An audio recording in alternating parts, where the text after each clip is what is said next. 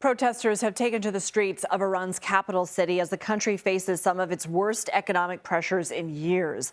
The value of Iran's currency sunk to a record low over the weekend, and inflation has surged to an annual rate of about 42%. These are some of the largest protests in Iran since 2022, when demonstrations broke out over the death of Masih Alinejad, a 22-year-old woman who died in police custody. Iranian journalist and women's rights activist Masih Alinejad joins us now. Thank you so much for being here. What has the current economic situation meant for the people of Iran? First of all, I have to say that this is not an isolated economic protest. The main trigger was actually the collapse of the Iranian currency, the money. But at the same time, we keep hearing from protesters in the streets that the slogans go actually beyond economic crisis. They are chanting against the whole regime, entire regime. It's because the situation in Iran right now is miserable.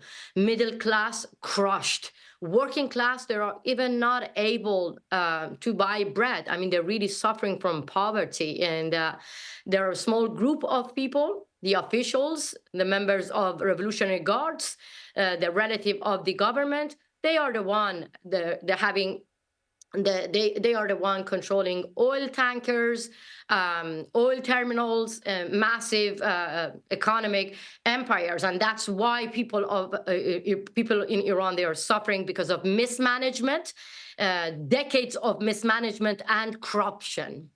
How is the government responding, and where do you see this going? Now it's spreading, going. It's not only in Tehran; it is across Iran. People are joining the protests. The students today and women joined the protest. So the response from the government, it's obvious. They're using tear gas and violence. Even President Trump yesterday mentioned that as soon as the world hear about people of Iran taking to the streets, they hear about the regime opening fire on them and arresting the protesters. Yes, that's true.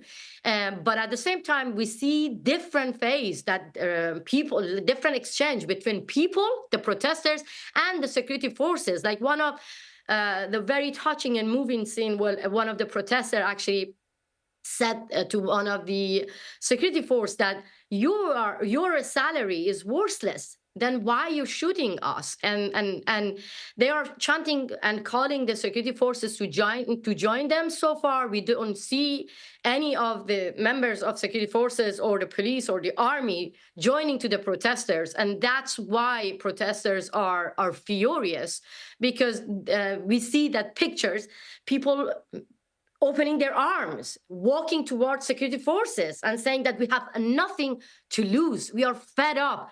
People saying that shoot in my heart, but I'm not going back home. So people are exhausted. Even graduates with university degrees, they are struggling from like not being able to find a job or having a normal life.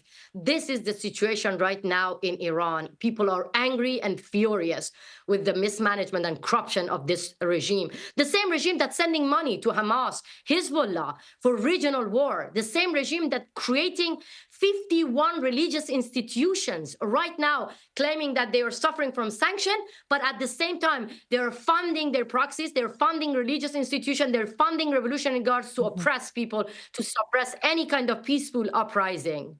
Well, we appreciate your time and expertise on this subject. Masih Alinejad, thank you. Thank you so much for having me.